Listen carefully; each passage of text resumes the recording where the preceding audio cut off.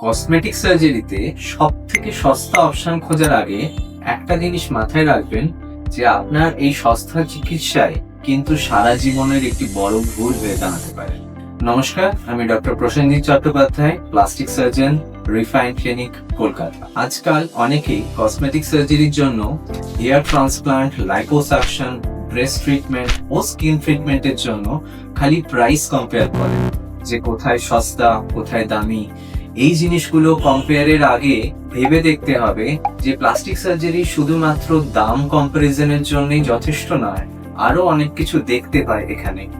এখানে প্রথম জিনিস যেটা দেখতে হয় সেগুলো হলো ডক্টর কোয়ালিফিকেশন, কোন ডক্টরের কাছে করছেন, সেখানে সেফ ট্রিটমেন্ট হচ্ছে কিনা, সেখানে ওটি সেটআপ কেমন, সেখানে সেফটি প্রসিডিওর মেনটেন হয় কিনা, এই সব জিনিসগুলি দেখতে হয়।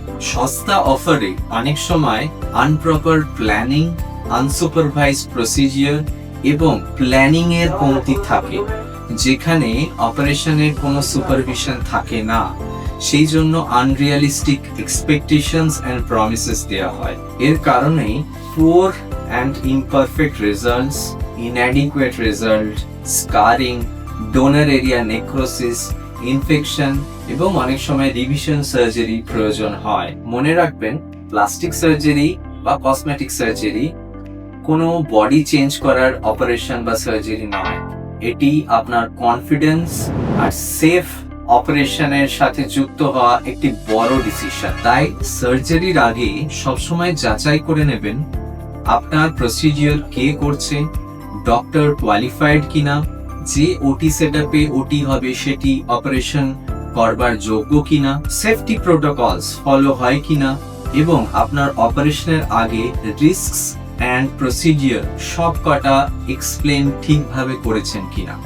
তাই আপনার অপারেশন একজন বোর্ড সার্টিফাইড প্লাস্টিক সার্জনের কাছেই করাবেন, কারণ সবথেকে বেশি দরকার হয় natural, satisfactory and long term results.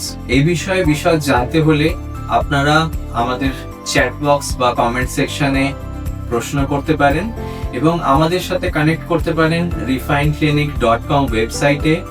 Appointment বুক করার জন্য এই নাম্বারে ফোন করতে পারেন। ধন্যবাদ।